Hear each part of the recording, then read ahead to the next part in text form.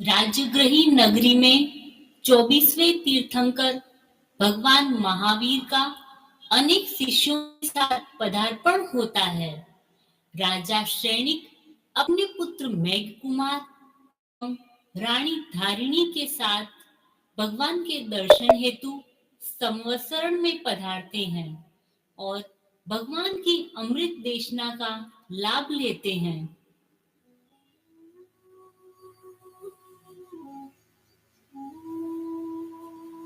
एगोमे सासवप्पा नाण दंसण संजुओ सेसा में बाहिरा भावा सव्वे संजोग लक्षणा। हे भव्य प्राणियों, ज्ञान दर्शन लक्षण वाली आत्मा ही केवल शाश्वत तत्व है।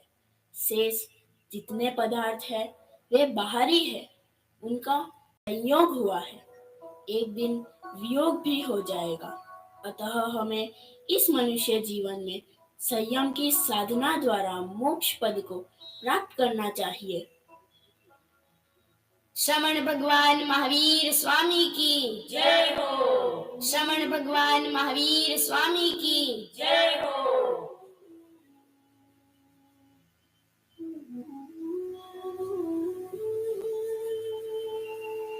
भगवान की अमोघ वाणी सुनकर मेघ कुमार अत्यंत प्रसन्न हुआ। उसके मन में वैराग्य बीज अंकुरित हो गया। राजमहल में आकर मेघ कुमार अपनी भावना माता पिता के समक्ष प्रकट करता है।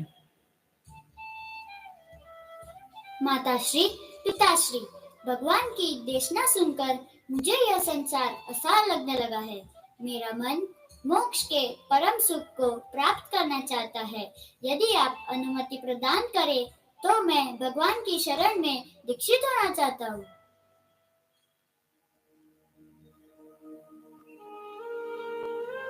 पुत्र, संयम अर्थात क्या होता है, इसका तुम्हें ध्यान है? घर घर भिक्षा मांगना, लकड़ी के पात्र में खाना और नंगे पैर चलना, क्या इतना कठिन जीवन तुम जी पाओगे? और पुत्र, हम और तुम्हारी 8 पत्नियां तुम्हारा वियोग कैसे सह पाएंगे? माताश्री, दुख तो संसार में भी बहुत है, पर जो सुख भगवान के बताए मार्ग पर चलने में है, वह संसार में रहकर प्राप्त नहीं किया जा सकता। पिताश्री, स्वार्थ सब जग जाल है, सगा न किसी का कोई, विषय सुख विष सरिखा, कैसे भोगू रोए। पुत्र, तुम्हारी इतनी ही भावना है तो तुम जरूर दीक्षित होना, परंतु हमारी एक इच्छा पूरी कर दो। हमारी आज्ञा मानकर तुम एक दिन के लिए राजा बन जाओ। शुभ मुहूर्त में मेघ कुमार का राज्याभिषेक होता है।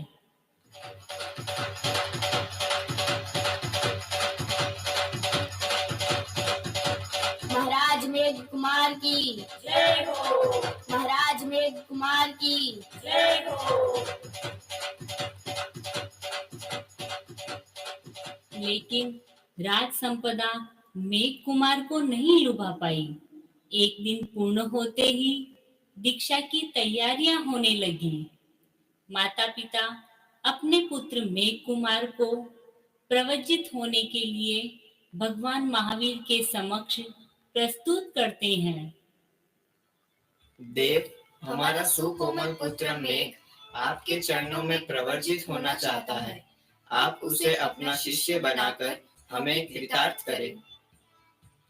राजा श्रेणिक व रानी धारिणी की अर्ज को स्वीकार कर भगवान महावीर मेघ कुमार को प्रवज्जित करते हैं।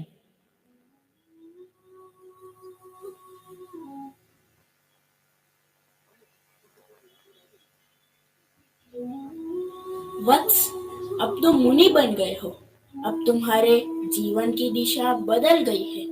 अब तुम्हें यत्नपूर्वक सब कार्य करना है। यत्न संयम है, मोक्ष है। अयत्न असंयम है, बंधन है।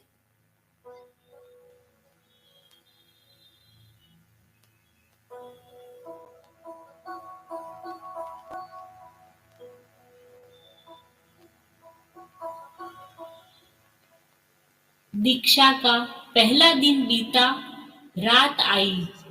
जब वह द्वार के पास सो रहे थे, तब अन्य मुनि जब प्रश्रवण के लिए बाहर जा रहे थे, तब उनके पैर स्पर्श से उनकी नींद विचलित हो रही थी।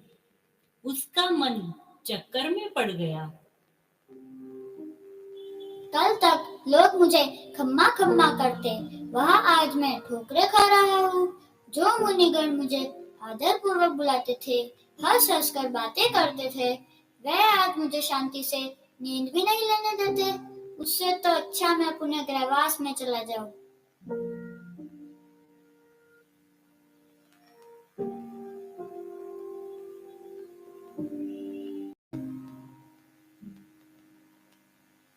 सुबह होते ही वह भगवान महावीर के पास जाता है और उन्हें वंदन करता है। त्रिकालदर्शी भगवान महावीर उसके मन की उथल पुथल को जान लेते हैं।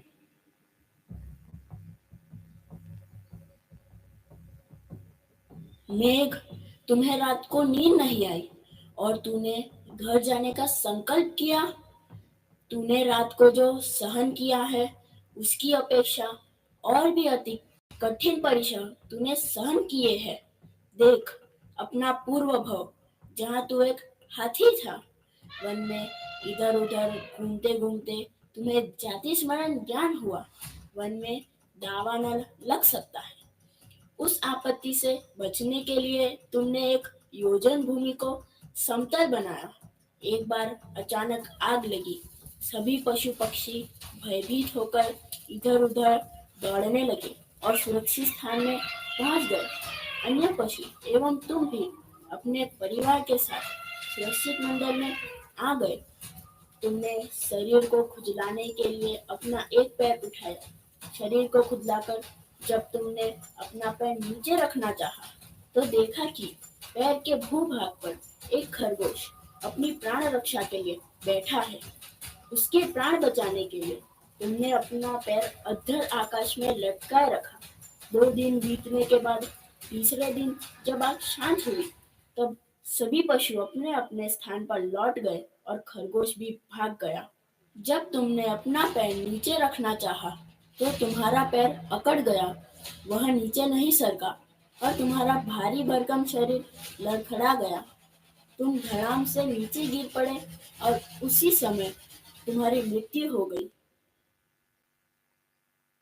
वहां से तुम राजा शैणिक के घर पुत्र रूप में उत्पन्न हुए। उस योनि में तुम्हें सम्यक दर्शन प्राप्त नहीं था, फिर भी तुमने असहनीय वेदना को सहा और आज तुम सम्यक दर्शन संपन्न मुनि होते हुए भी एक रात के इन तुच्छ शारीरिक कष्टों से विचलित हो गए और घर जाने की मनःस्थिति बना ली। कहाँ मेरू, कहाँ राई। पूर्व जन्म की स्मृतियां मुनि मेघ कुमार के सामने चलचित्र की भांति दृश्यमान हो गई। पूरी घटना का साक्षात्कार कर उसका मन गदगद हो गया।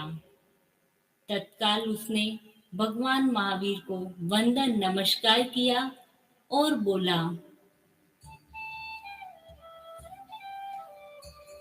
भगवान, आज से 2 आंखें मेरी अपनी रहेगी, शेष सारा शरीर इन निर्ग्रंथों के लिए समर्पित रहेगा। आप मुझे पुनः बहुमूल्य संयम जीवन दे और कृतार्थ करें।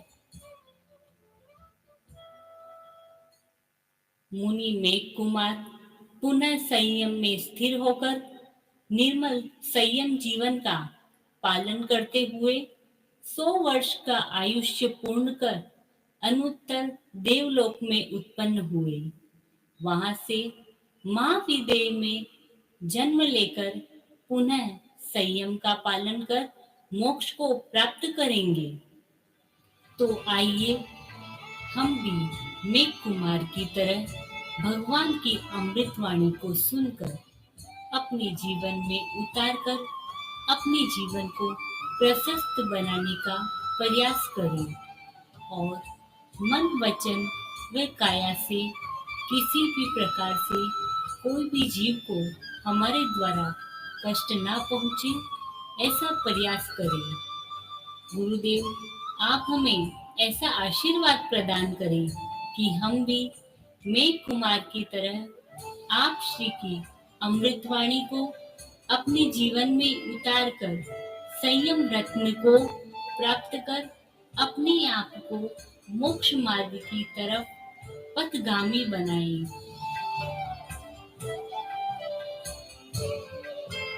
यह ज्ञानशाला बच्चों के द्वारा यह मेघ कुमार का घटनाक्रम प्रस्तुत किया गया। एक बात यह भी कि जो साधु थे मुख वस्त्रिका उनके नहीं थी, उनके मुख वस्त्रिका नहीं थी, यानी संभवतः एक इतिहास को एक शायद एक यथार्थ रूप देते हुए भगवान महावीर के समय के जो साधुओं का क्रम आया, न भगवान महावीर के मुख वस्त्रिका और न साधुओं के मुख वस्त्रिका, यानी उन्होंने इस इतिहास को संभवतः एक यथार्थ रूप देने का कि मुख वस्त्रिका का इतिहास तो शायद सैकड़ों वर्षों का है, 1000 वर्षों का शायद नहीं होगा। तो 1000 वर्षों 2000 2500 पहले उन्होंने साधुओं के मुख वस्त्रिका नहीं दिखाई है, और मुख वस्त्रिका हो सकता है बाद में ही मूल सैकड़ों का इतिहास होगा। तो मेघ कुमार का जो एक भावपूर्ण घटनाक्रम प्रस्तुत किया गया, अब यह तो घटनाक्रम था, ऐसे जिस बच्चे ने यह मेघ कुमार का रूप लिया था, अगर वास्तव में वैराग्य वैसा आ जाए, वास्तव में दीक्षा हो जाए, तो और भी एक ऐसे घटनाक्रमों से पता नहीं कभी कभी भीतर में कोई चेतना वैसी भी जाग जाए, तो ये संकल्पों की बात भी लिखी हुई है।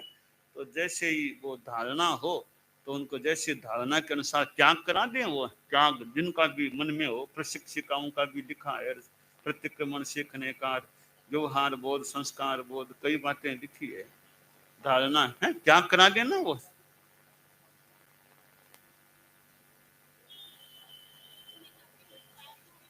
हाँ हाँ हाँ